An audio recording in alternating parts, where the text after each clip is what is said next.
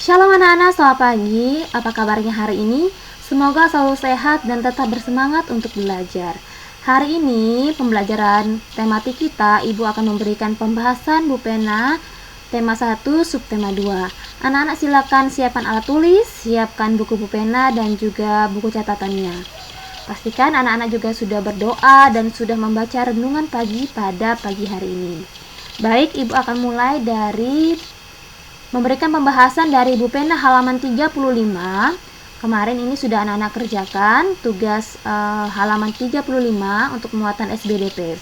Soal pertama, mengapa pola lantai itu penting dalam tarian? Karena membuat penari kompak, memperindah tarian, dan membentuk komposisi dalam pertunjukan. Soal yang kedua, buatlah pola lantai berbentuk lingkaran dan segitiga dari barisan di atas. Ya, di situ ada 10 orang penari. Jadi huruf-huruf itu adalah melambangkan penarinya. Jadi ini yang pertama, pola lantai berbentuk lingkaran. Yang kedua, pola lantai berbentuk segitiga. Berikutnya pembahasan Bu Pena dari halaman 37. Muatan IPA. Soal pertama, frekuensi bunyi yang dapat didengar manusia berapa? 20 sampai 20.000 Hz. Yang kedua, fungsi lain dari telinga selain sebagai indera pendengar adalah sebagai alat keseimbangan tubuh. Soal ketiga, fungsi dari saluran eustasius dan koklea. Eustasius fungsinya menghubungkan ruang telinga tengah dan faring. Faring itu apa? Faring adalah bagian yang menghubungkan mulut dan kerongkongan. Kemudian koklea, apa fungsi koklea? Koklea menerima dan meneruskan getaran bunyi ke saraf pendengaran. Soal keempat, jelaskan proses mendengar bunyi. Pertama, getaran dari sumber bunyi. Kemudian, gelombang bunyi itu ditangkap oleh daun telinga. Gelombang bunyi merambat di liang telinga. Bunyi menggetarkan gendang telinga. Kemudian, getaran gendang telinga menggetarkan tulang-tulang pendengaran. Koklea menangkap getaran dari tulang-tulang pendengaran dan mengirimnya ke saraf pendengaran. Saraf pendengaran mengirimkan rangsang bunyi ke otak. Kemudian otak menerjemahkan bunyi yang didengar. Anak-anak bisa kembali mempelajari bagian-bagian dari telinga beserta fungsinya pada Bu Pena halaman 36. Yang kelima, mengapa kita sebaiknya menjauhi bunyi yang terlalu keras? Jawabannya karena untuk menghindari gendang telinga menjadi rusak, ya. Nah, berkaitan dengan soal nomor 1 tadi, bahwa manusia mampu mendengar bunyi dengan frekuensi 20 hingga 20.000 Hz. Nah, ada 3 bunyi berdasarkan frekuensinya. Yang pertama infrasonik, audiosonik, dan ultrasonik. Audiosonik adalah bunyi yang bisa didengar oleh manusia. Nah, sedangkan kalau infrasonik itu adalah bunyi yang frekuensinya kurang dari 20 Hz. Bunyi ini bisa didengar contohnya oleh lumba-lumba, jangkrik, dan anjing. Kemudian untuk bunyi ultrasonik, bunyi ini frekuensinya lebih dari 20.000 Hz. Contohnya didengar oleh hewan kelelawar, paus, dan tikus. Berikutnya untuk muatan BI halaman 38. Ya, menentukan gagasan pokok dan gagasan pendukung. Anak-anak bisa perhatikan bacaan dari halaman 38 dengan judul Toleransi Saat Bekerja Bakti. Ada 3 paragraf di sana.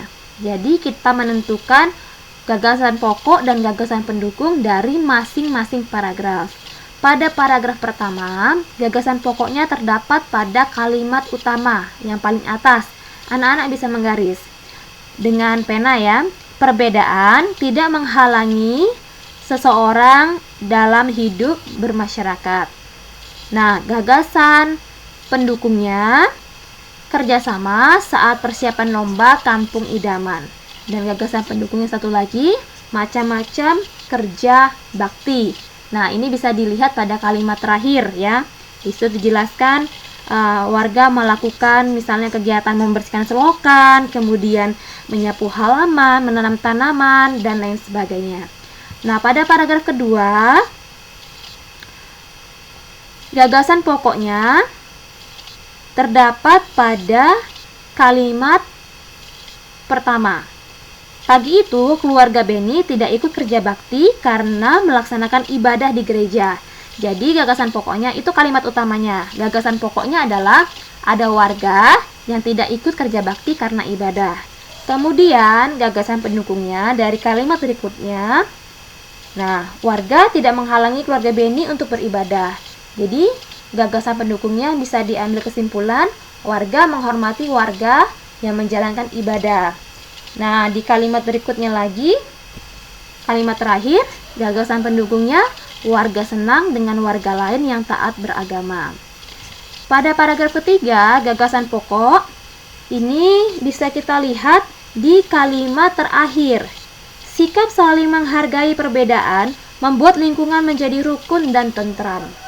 Nah, sedangkan untuk gagasan pendukungnya, ikut serta kerja bakti seusai ibadah.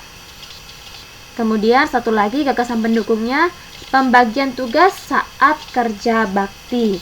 Ini anak-anak bisa lihat pada kalimat pertama, kalimat kedua, kalimat ketiga ya, pada paragraf ketiga.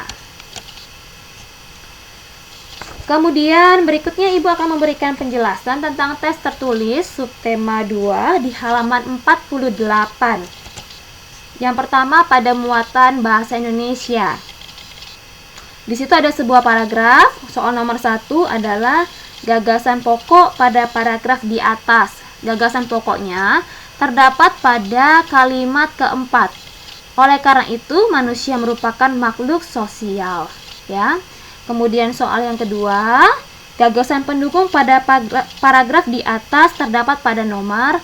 Nah, ini gagasan pendukungnya terdapat di nomor 1, 2, dan 3. Itu salah ya anak-anak ya. Perhatikan, gagasan pendukungnya terdapat di 1, 2, dan 3. Sepertinya di buku pena itu salah cetak ya, salah ketik. Soal yang ketiga, ringkasan dari paragraf tersebut adalah manusia adalah makhluk sosial karena manusia tidak dapat hidup sendiri, melainkan saling membutuhkan. Soal nomor 4. Gagasan pokok dapat ditemukan di awal, akhir, atau awal dan akhir paragraf. Nomor 5, dari paragraf di atas, tuliskan gagasan pokok dan gagasan pendukung. Gagasan pokoknya terdapat pada kalimat pertama. Hidup bersih dapat diawali dari lingkungan rumah tempat tinggal. Jadi gagasan pokoknya tentang hidup bersih. Kemudian gagasan pendukungnya, yang pertama, cara hidup bersih. Yang kedua, contoh kegiatan. Yang ketiga, manfaat kegiatan. Ya. Berikutnya untuk muatan PKN. Soal nomor 1. Kegiatan yang dilakukan oleh beberapa orang untuk mencapai suatu tujuan tertentu yang telah disepakati bersama disebut A. Kerjasama. Soal nomor 2. Tujuan diadakannya ronda adalah B. Menjaga keamanan lingkungan sekitar. Nomor 3. Kerjasama memiliki banyak manfaat, yaitu meringankan pekerjaan, pekerjaan cepat selesai, meningkatkan rasa persatuan dan kesatuan, dan memupuk rasa tolong-menolong. 4.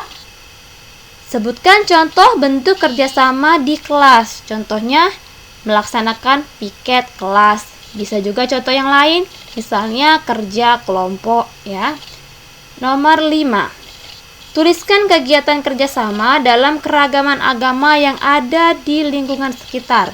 Contohnya kerja bakti, membersihkan lingkungan, dan menghormati tempat ibadah. Untuk muatan IPA, perhatikan gambar recorder pada halaman 48. Nah, cara yang tepat untuk menghasilkan bunyi dari alat musik tersebut adalah A. Meniup bagian X. 2. Alat musik berikut yang dimainkan dengan cara dipetik, yaitu B. Gitar dan kecapi. Nomor 3. Tuliskan bagian-bagian telinga luar, tengah, dan dalam. Telinga bagian luar, daun telinga, lubang telinga, dan liang telinga.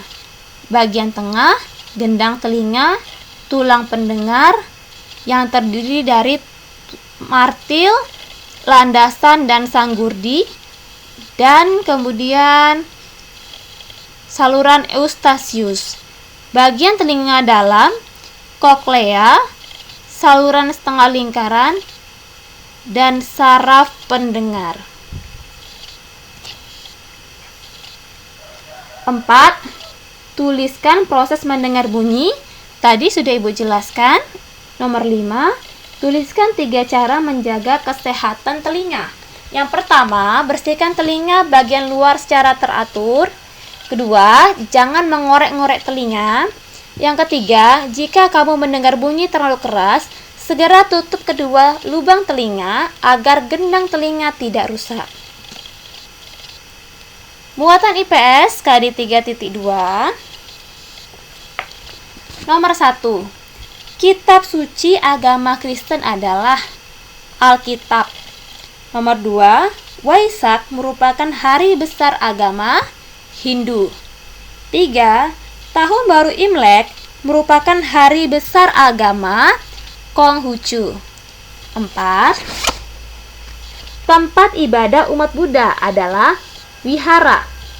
5. Tuliskan nama perayaan hari besar setiap agama yang ada di Indonesia. Islam contohnya Idul Fitri, Idul Adha, Isra Miraj, Tahun Baru Islam, dan Maulid Nabi Muhammad.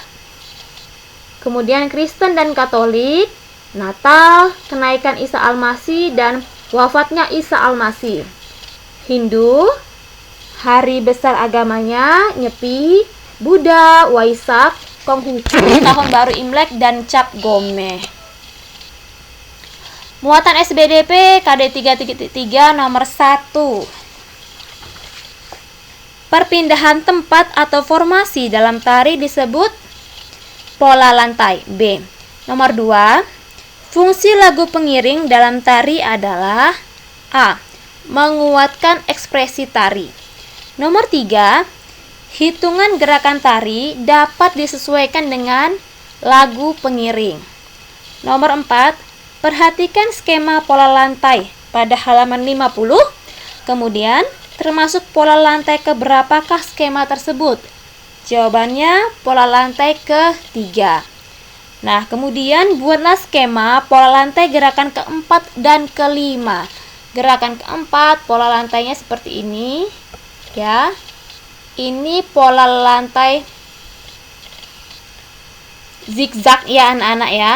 Yang ini yang kedua, pola lantainya ini lingkaran. Kemudian nomor 5, gambarlah pola lantai berbentuk yang A garis melintang. Seperti ini, garis melintang atau disebut juga horizontal. Kemudian yang B, garis membujur, ini disebut juga vertikal. Yang C, menyilang atau disebut juga diagonal. Yang D, pola lantai berbentuk bujur sangkar seperti ini. Ya, demikian penjelasan Ibu pada pagi hari ini. Kiranya anak-anak semakin memahami pembelajaran kita. Selamat pagi, Tuhan memberkati.